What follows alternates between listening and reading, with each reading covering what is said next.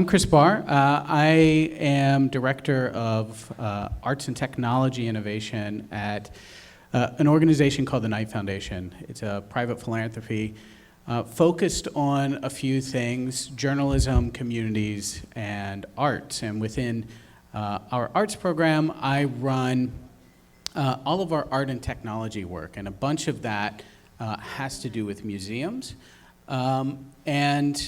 And what we want to get into today is a little bit about a program we ran, was it a year ago or longer?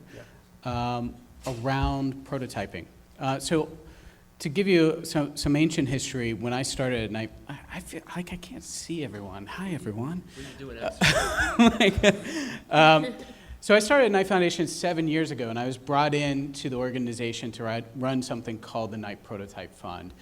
And at the time, that particular funding opportunity was coming out of our journalism and media innovation program, really addressing really the crisis that was happening within journalism and is still happening within journalism around the transition to digital, and what does digital publishing look like, and how do we need to change the practice of journalism.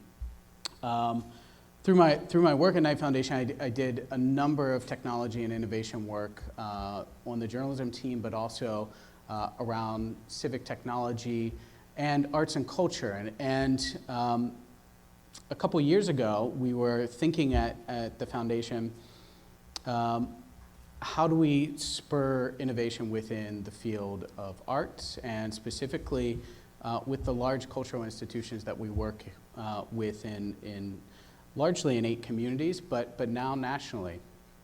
And someone said, hey, Chris has an MFA, maybe he can, and he knows the technology stuff, maybe he should run some of that. And out of that was born a couple rounds of prototyping that were in the same spirit of what we were doing in the journalism field, but aimed more at cultural institutions, largely museums. And one of the reasons that I think prototyping is important, and this kind of experimental work in the field is important in general, is because we tend to, when we focus on technology, focus on the results of innovation, right? We focus on the nouns rather than the verbs. And as I've looked at organizations and institutions, I've been thinking a lot more about how do we enable institutions to build the muscles to have repeatable innovation within their walls. And so how do we learn the processes of not just having a one-off great idea, but having systems within our walls to come to good ideas reliably and move them through rounds of testing and verification and validation. And so the Knight Prototype Fund focuses on these kinds of questions. It says, what sort of idea do you have about how technology might impact audiences of the future? And what can we do to verify and validate the assumptions that you have within that? And if you look at sort of the kind of innovation organizations that are cited, like IDEO or these sorts of things, we're looking at a few things, right? We're looking, one, is it technically feasible, right? And often that's the easiest one to answer. Yes, we can probably make it, right? The tech is probably the easiest part. These folks will tell you differently. The desirability, do people actually want it? If we make this thing, do people want to use that thing? And often that is answered too late in the game. Usually we wait till after we've made the thing to answer the question around whether or not people want it. And this is why prototyping becomes really important. How can we get to the answer of whether or not people might want the thing that we want to make before we spend all the time and money and resources to actually making it? And how can we quickly figure out what's the better thing to make if we are wrong about our assumption about the needs and desires of the people that we serve? And then finally, the third being around viability. Sure, we can make it, sure people want it, but can we sustain it? Is there a business model behind it? Because if you just get those two, the first two, a yes on the first two answers and a no on the third, then we have some problems, right? We're creating value, but we're not finding ways to recoup the value that we're putting into the world to sustain our institutions. So these are some of the things that are sort of behind the spirit of the Prototype Fund. And these three organizations, folks have worked on projects in the last year as part of that program. The program itself is really centered pretty heavily on human-centered design. We bring folks in, we do some training. Actually, one of our trainers was Dana. I am not Dana. She was going to moderate this panel and something else came up. We think about those assumptions really heavily. We think about what are we testing, what are we trying to learn through the act of making, right? What can we learn by doing? And that's really the spirit of the Prototype Fund and the spirit of these projects. So what we're going to do today, this is three of, I think, a dozen projects that we had in this cohort of grants. And we're going to do a quick, because we only have 30 minutes in here. I've already talked too long. A little show and tell of what folks made through this very quick grant process. We also asked people to work much faster than a typical museum timeline, because that's what technology often demands. And then we'll do some question and answers. So thanks. I'll use the Bob Barker mic. It makes me feel special. So my name is Shane Ritchie. I'm the Creative Director of Experimentation and Development at Crystal Bridges Museum in Bentonville, Arkansas. I'm going to... Go ahead. Okay. Yeah. So I'm going to just give a very, very quick summary of what this project was and how we went about it. Our evaluation report is available at the link online, on the screen right now. This will come back up later. If anybody wants to learn more about it, go check it out first or come find me. I'd love to ramble about it for a while. So this project started off kind of out of this frustrations of screens as being this imperfect delivery platform for interactive content. If the content that you're delivering is visual in nature, then a screen is great. But if you need to deliver information or content that's not visual, then the screen shouldn't necessarily be a default. So this project started as kind of a combination of a couple of things. First of all is how can we deliver audio in the gallery without any use of a screen at all? How can we build that interface? The second, right behind that, was how would it change the gallery experience if we could create this immersive and directional soundscape with that interpretive content? And then much later addition, which will become more clear a little bit later, is this idea that if we're providing directional audio in the gallery, then that has a lot of potential to be used as an accessibility tool in the galleries. So this idea of a non-screen interface really led us to thinking about the gallery as the interface for the way you interact with and browse art. If the gallery is designed well, then a visitor walks in, they do a quick scan of the space, they're quickly told which direction the designer or the curator wants them to go, and they go that way, or they browse and they wait for something to kind of catch their eye, and then they move in towards that. So we started thinking of how could we use that behavior that the visitor already is expecting from them to deliver the audio in a way that really makes sense. So we had this idea to use augmented reality to kind of accomplish this, but instead of delivering graphics or visuals anchored in space, we're going to be using audio anchored in space. But for this to work, we really had to create the effect that the audio was coming from a direction. The ultimate effect was that we wanted the painting or the work of art to sound like it had audio coming from it, but without putting speakers in the space. Let's see. So we really started looking at binaural or directional immersive audio. I'm sure most of y'all are familiar with this, but if you're not, just really quickly, it's this idea that the location of the sound. So creating sound so it pans from side to side in your headphones, and the location of where that sound is coming from is based on where you are in relation to the painting. So if you're standing at a painting, you're hearing it head on, or if you turn to your right, then it sounds like it's coming from the left. And there's just loads of information about this. It gets really deep and actually really fun to play with. But that's the direction we were going with this audio. How could we deliver directional and immersive audio in a way that was really effective? So when we started this, to what Chris was saying earlier, when we started this project, I really had in my mind that this was going to be a technology development project, but the technology part ended up being really easy. It was already there. We developed in Unity. We mapped our gallery, just a very basic skeleton of our gallery, and put the audio assets in the space. That happened really quick. But what we realized as soon as we had that, it immediately became a experimentation and prototyping around content and how do you actually deliver the content. As some of y'all may have already picked up on, delivering multiple audio sources in one space can very quickly turn into this kind of cacophony of sounds. There's a lot of design and iteration that really went into that, and that's where we spent most of our time with this project. And so we were building, since we knew that there was going to need to be a lot of tweaking there, we built it in an environment that was really easy and quick for us to tweak and then redeploy quickly. So built in Unity, all the audio assets were brought into Unity as objects. And then we had this process of going into the gallery with a few people that were not involved in the project. They used it for the first time. They gave us their feedback. We modified, tweaked in the gallery with the Unity developer and audio producer. And then they were able to go and try it very quickly again. So each iteration, only took us a minute or two to get back onto the hardware to test during this process. So it was really quick, and it was actually great to be able to test it in the space there.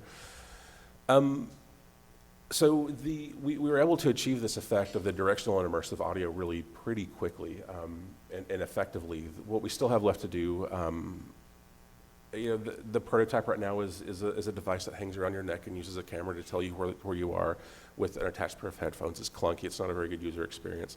So that's kind of what we're looking at now to improve as we move forward. And so it's, now we're looking at pushing the content farther. How can we tell stories more effectively through the use of this? And then also developing hardware, which is something that's new for us, but I'm kind of excited about, honestly. And that's me. We're going to just keep moving and hold questions because this is a short session.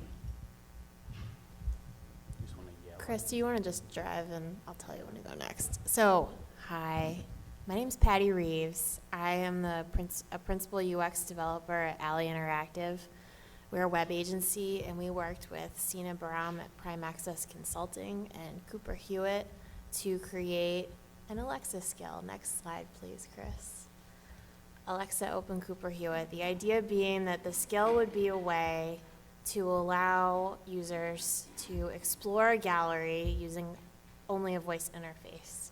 Next slide. So Cooper Hewitt's visitors are 1 in 4 visitors are 18 to 24, nearly 8 in 10 visitors are first-time visitors, 50% are local to New York City, and 47% are involved in design and account for 2/3 of repeat visits.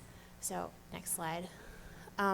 We assumed that the person that we were gonna develop this project for, if you go to the next slide, might be someone who wouldn't be able to visually access the gallery. And it would give them a way to experience the gallery. And also an important aspect of this project was like the freedom to move around by choice through the gallery based on what sounded interesting, rather than just having like a narrative read to you about the gallery. But as we went through the human-centered design process, we also said that students in a classroom could benefit from a skill like this, or an individual at home that wants something relaxing to do, or a family at dinner. And that by creating visual descriptions about the objects in the gallery, it really opened up all these wonderful, like, alternate use cases for why someone might want to explore a gallery using voice. Next slide. So that was the idea that you could go through a gallery, through a physical space, only using a voice skill. And to reiterate Chris's point, and Shane's point too, the technology, next slide, was really I would say maybe 5% of what was hard of this project, 2%. Like, we did so many iterations and testing through writing. This was like our very first crazy, insane diagram. We wrote a lot of scripts, and we would test it that way, like using human beings back and forth. And next slide. What we learned was that when our original idea of like being able to like walk through a gallery, quote unquote walk through a gallery using your voice, like, I would like to look at the painting on my left, or I would like to look at the object in front of me, was actually not a really important idea. The important idea was like, this is like a thematic collection of curated objects, and I'm interested in this, and like the relationships between the objects was much more important than mapping them out in a physical space. Next slide. So, you know, we started looking at like, what are these objects and how are they thematically connected to each other? And another important part about a skill is that it's time-based, just like this talk is right now. Like, you're stuck wherever I am talking, and you can't speed things up or slow it down. So like, what are kind of ways to like get people to like efficiently discover the things that are interesting? Next slide. Next slide. Went back to the idea of like, what's like the metadata about this object, and what are the questions that someone going through a gallery would ask an interpreter? And that was how we built the user interface around it. And the idea that you could ask questions about these objects as if you were with an interpreter who was telling you. Next slide. So we built the skill, which again was like really only a very small part of like, it was, the skill might have been like the prototype we delivered, but it was really like the third or the fourth prototype in the sense of the project that we did. We tested it with visitors, students, low vision members of the community to get their feedback. And then we learned, next slide, that this was a really exciting project. And one of the things that really struck me about it in the process of working on it was that my daughter, who's 5 and can't read, and my mother-in-law, who's 65 and won't use a computer, could both experience this in a way that, like, sitting at a computer reading a website, like, neither one of them would have ever been able to do. And I think that this technology is really exciting, but the idea that someone was going to go on Amazon.com and download this skill, which you could do, Cooper Hewitt, is there's still, I think, some gaps in the technology before we'll see lots of museums doing this. So thank you. Go for it, Brian. I think this one might work. Everybody hear me okay? No? Can you hear me okay? All right. So I have the unenviable task of going last in a 30-minute time slot. It takes me a while just to say my name. So my name is Brian Kirchensteiner. I'm from the Broad Art Museum at Michigan State University. Next. This is just a quick shot of the team that I assembled for our Smart Label initiative. One thing that's a fun fact here that I think is important is the fact that the people who actually created the Smart Label were my students, and so we've got an average age of about 22 years, and I think that's important because, you know, they're where they reside with regard to dreams and reality is a very tight space, and so they really got it very quickly. Next. This is our museum. It's a very challenging Hadid design building. It's sleek, it's pointy. We're very young at seven plus years. And we're a people-centered academic museum and a Tier 1 research institution. Next. So what we wanted to create in a nutshell was we wanted to reinvent the age-old object label paradigm. We wanted to create something that appears as much like a standard label as possible, but is so much more, a veritable portal of discovery. Questions that we are exploring, continue to explore, will always explore, and I think these are probably common questions for all of us. How can museums provide information with enhanced access to the widest possible range of visitors? How can we increasingly incorporate multiple learning styles within our exhibitions? And how can we effectively invite visitors into the conversations, into the stories that we're telling? Next. So where to start? For me personally, the idea goes back 23 years, where I was really lucky to be working with some visitor studies gurus, including Randy Korn, who I'm sure probably many of you know of. And so we were looking at some of the very earliest iterations of interactive kiosks in the museum space. So early, in fact, that the displays we were using, the touchscreens, were from the cashier industry. So there weren't really touchscreen displays like we know them today. And one thing that we noticed was that the computers obviously had a great deal of capacity, more than we could ever potentially make use of even then. But people were a little circumspect about using them. And at the same time, because it was Randy Korn and she's so very thoughtful, we were studying labels themselves, the old 100, 200-year-old paradigm of interpretation delivery. And we noticed that that was the most effective means for providing interpretation to people. Probably still is in some ways. And so I remember in that moment thinking that there would be a moment where we could combine the two into one, where we could utilize the strengths of each and put them into one, capitalizing on the point of delivery of an object label. So prior to receiving funding from the Knight Foundation, I had students cracking open Kindles and doing all kinds of things for a couple of years. And then we kicked off the project with a think tank where we assembled a number of different people from our university and beyond, a number of people from our museum. And maybe not a surprise, there was a lot of inside-the-box thinking going on there. Next. So we, being an academic museum, there was a lot of research that went along with this project. And our evaluation started out by doing some surveys in the gallery space. So we, just to kind of paraphrase what we have here, we surveyed over 100 different people in our gallery space, and the vast majority, over 90%, said that they would indeed use interactive labels. And we started to see the beginnings of a very common refrain that you'll see again and again in these slides. So people wanted to learn more. They wanted to dive deeper into the information. They wanted to take it home with them. They wanted to take the experience home with them. They wanted multimedia modes of learning within the label. So animations, videos, audio, potentially, images. And they wanted much more interaction, not just interfacing with the label itself, but also having conversations, being able to reach out to the museum itself and the staff. Next. This was fun. So one of the things we learned with Dana and Chris and the bunch in our human-centered design training is we did some in-gallery lo-fi prototyping just using paper.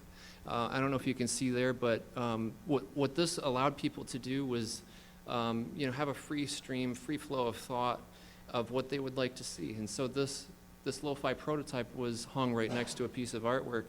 And like I said, I'm not sure if you can see, but I think this particular photo is written in Mandarin, so it kind of helps to prove some of the elements that we were after. And again, we started to see people wanted more multimedia. They wanted more information. They wanted to dive deeper. And they wanted much more interaction. Next. These are the components. Essentially, 3 different parts I would point out to you. And I brought one thing for show and tell. So there's a 3D printed mount. My brother and I actually designed this last Thanksgiving, which was a lot of fun. One of the most fun Thanksgivings. And we're actually designing the next one in the next Thanksgiving here coming up. And then we used a Raspberry Pi 3 computer and a touchscreen display. So pretty simple. Next. So I took that team of young people and I said, guess what? We've got a 12-month project and I'm going to condense this down into about 5 months.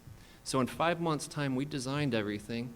We sourced everything, we tested everything, and we assembled it all into a fine package, and we went live in the form of this op art exhibition, which ran in our experimental satellite lab location. Everything came together so beautifully. I can't even tell you how excellent it was. So we worked with an honors psychology course to create content for this exhibition, and they were interpreting somewhat difficult concepts. They were looking at trying to illustrate Gestalt theories of perception in this op art, which is, that's a little bit difficult. And so these labels lent themselves particularly well to that exhibition and that need. Next. So once we went live, this show ran, I think, for about 6 months, from December until April of this year. And so we wanted to test out the hardware. We wanted to make sure that we were working on a solid platform. And I can tell you, honestly, this worked so flawlessly. It works better than my smart thermostat at home. It's actually in some ways better than this computer. I've worked on prototyping projects for over 20 years, and I can't remember one that worked so well as this one did. So what we did was we pushed content to these labels. We wanted to make sure that at a push of a button, you could completely recraft the interpretive content, and it worked beautifully. Utilizing a built-in Wi-Fi chip and Google Drive and Google Folders, it worked very easily. Next. Next, what we did was we tinkered a little bit with Bluetooth, because as you'll see in a second, we knew that we wanted to be able to connect with people's phones with these smart labels. And again, we used, I think, a Blue Cat beacon. It worked beautifully. Next. And again, more testing. So when we were live in the gallery with these labels, we conducted just over 100 surveys with people. And again, our assumptions and what we were seeing were spot on. People wanted to learn more. They wanted to take this experience beyond the gallery walls. They wanted to dive deeper. We saw that people wanted to download bibliographies of the exhibition. And they really enjoyed the multimedia. In fact, I had people coming up to me saying this was one of the best, most engaging exhibitions that they went to. Even though it was a small, kind of diminutive sort of presentation, they said it was because of these interactive labels, and they felt like they were able to have a much more cohesive, deeper dive. But we also realized that because this is sort of a new medium, we need to spend a good deal of time tailoring the user interface to what will work with the visitors. And so that looks like a lot of fun in the future for us. Next. I just included this slide just to show we've got a whole lot of data, and if anybody wants any of this, if you'd like me to share it with you, please let me know. So what's next? More interactivity. We want to integrate more modes of learning. And this last one that I put on here is what I'm particularly interested in and excited about, which is creating a chat feature for this label and integrating it with the phone so that people can actually be a meaningful part of the conversation. Next. Here's a little glimpse into what we're working on with our user interface on people's mobile phones. Next. And so that's the big idea. Where we're going next is we're crafting a progressive web app that works in tandem with the smart labels. But also I should say that what we're designing can work in a modular way. So you can have smart labels, you can have no smart labels, you can have the progressive web app, and you can have everything working together. And we realized we wanted to do this because we started talking about, should we incorporate audio, so on, into these labels? And you can certainly do that. But because everybody's most people are carrying a smartphone with them, why not use the functionality native to their phones? And one of the things that we're also interested in doing is embedding analytics, and our friends at Crystal Bridges, I think, tinkered with this a little bit, and I'm anxious to learn a little bit more about that. Essentially what we could craft is a label which allows us to observe visitor behavior and respond to it in real time, which I think is pretty exciting. And this is just some contact information. I should say, we've crafted everything that we've done. We want, in the spirit of open source, we want to share it widely. And so we wanted to create something which is replicable with fairly low cost, fairly low experience level. And we've created this step-by-step guide that we'd like to share with people interested. All right. Thank you. This is a short presentation, and I see the folks who have the next slot. We're going to do something called the California Hot Swap. This is something Brian introduced to us, is actually how he takes those screens in and out of the walls, drywall technique. Thank you for coming to the presentation. Really here, we're just really thinking about iteration. We're thinking about how do we test, how do we iterate, rather than just thinking about finished projects, and how do we make that part of the culture of the way we do work within museums, especially with technology. Thanks so much.